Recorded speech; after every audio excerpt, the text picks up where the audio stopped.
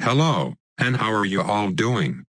Today, prepare to witness greatness because we're going for a perfect temple, something that wasn't possible to do in the game until card battles came out. And I'm sure you all know why. You can only choose a maximum of 4 towers in classic mode, and you'll need much more than that to make a true max temple. Correct me if I'm wrong, but I don't think anyone has done this before, at least no one's recorded footage of such thing and posted it on YouTube yet, so as I usually am, I will be the first one to show this to the world. So what are the ingredients we need for a perfect temple? Let's break it down. For obvious reasons we'll need the 4-2 monkey temple card, however it's actually possible to pull it off without that card if you're playing on Mega Boost because you can boost the monkey plasma card instead, but it's much more of a hassle on there versus playing on Bonanza since you have to pray to RNG that the super monkey gets upgraded to the left side, lol. I actually attempted this on Mega Boost just a day before recording this and needless to say it did not go very well. One of the games I died to no combo detection and the other was because I indeed got unlucky with the RNG, so screw it, might as well wait for the Bonanza arena to open first. So back to the ingredients. We'll need to bring at least one of an ice, glue, wizard, and mortar/bomb card to make up the secondary projectiles shooting out from the temple. I kind of understand why nobody attempted this yet because ice and glue cards didn't even come out since recently, silly me. The 4-2 glue and the 3-2 ice card are our only options here since they're the most expensive of their kind, and price is what the perfect temple requires. If you aren't aware, the temple has its main yellow beam projectile, but it can also fire 5 other things depending on what you feed it and how much you feed it. $30,000 worth of ice, glue, wizard, and mortar towers is what you need in order for the temple to have the strongest of those abilities, along with $30,000 worth of any other tower type not listed there in order to get the strongest blades and sunbeam. I can already sense there's gonna be some triggered and misinformed kids in the comments section saying stupid shit like ISAB, you didn't sacrifice a sun god or a ray of doom, so it isn't a perfect temple. Now to that I say, just because the tower looks cool doesn't mean it will make the temple more powerful, so why don't you read the wiki? It's already been proven that different towers provide different benefits, and sacrificing a Ray of Doom will not be any different than sacrificing 100 tack shooters for example. And to the memers out there, sadly Ninja Kiwi made a secret nerf recently where sacrificing 0 dart monkeys to the temple will no longer make the temple instantly one-shot ZOMGs. I guess they thought it was too OP or something, which I would certainly have to agree with. Anyways, in hindsight I probably should have used the 4-2 Bloon impact card instead of the artillery battery cause of how much space the damn thing takes up, and at the end of the day I would still need the same amount of each because it's 6,000 for the Bloon impact versus 7k for the mortar. I'm pretty sure they use the values for the card battle mode when calculating how powerful the secondary effect should be instead of their usual prices for classic, cause normally you would only need to sacrifice 3 artillery batteries. I'll just play it safe for these games though and assume they use the cheaper of the two.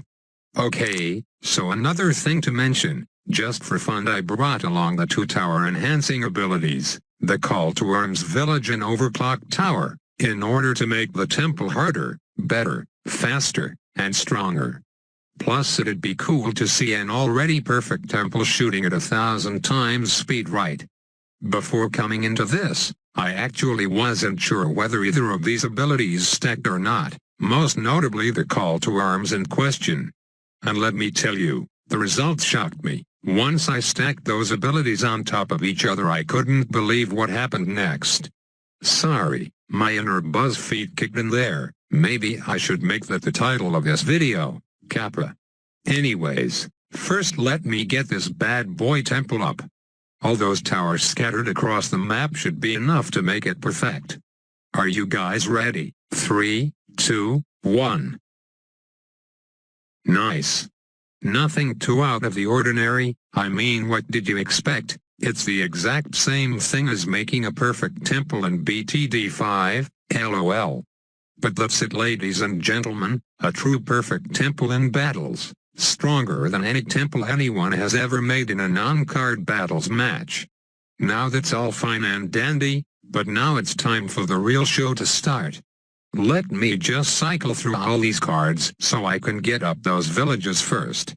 I kind of dripped a bit and put the temple in a shitty spot, as it's pretty much surrounded by unplaceable terrain, so I think I'll only be able to fit 5 or 6 call to arms around it.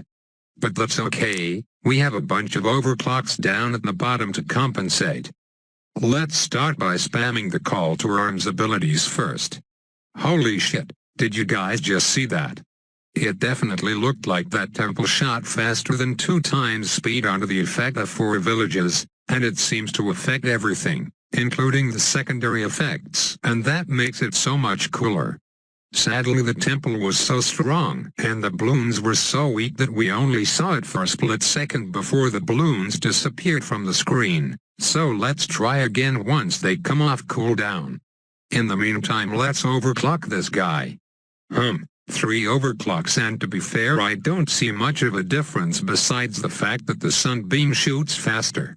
That's weird how that works, isn't it? You would think they would be more consistent, but it seems overclock doesn't affect the secondary projectiles at all, or at least if it does, then I can't process it. Looks like call to arms is the way to go, boys. I got a couple more now, so let's let it rip. Hell yeah, that's the shit I like to see. It's so legit that it's even lagging out my opponent. Speaking of my opponent, it looks like he is about to die to BFBs on round 40, that new Moab health ramping is pretty insane, I gotta say. Oh well, scrubs are a dime a dozen here, so let's just hop into another match, because 5 call to arms isn't enough, I want to see more. And what better map is there to try it on than balloon circles? I'm gonna skip the early game for this one since you know how it goes. This time I'm placing the temple near the bottom corner so it gives more room for villages. I only have 8 up at the moment and can fit a lot more, but let's just see it in action. PogChamp, Craigasm, if I could change the tone of my monotone voice I'd probably be shrieking like a little schoolgirl right now. But since I can't, I have to express my emotions in the form of Twitch emotes.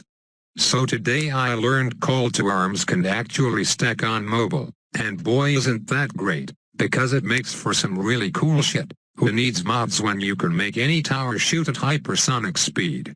I'll end it off here, but if you want to see more hypersonic temple or hashtag epic late game action, then I'll be spamming that shit for the rest of the game. As always, hope you enjoyed. Let's aim for 1,000 likes, and I'll do another crazy battles video no one's done before. Don't forget to subscribe and press the bell for notifications. Have a sellout day.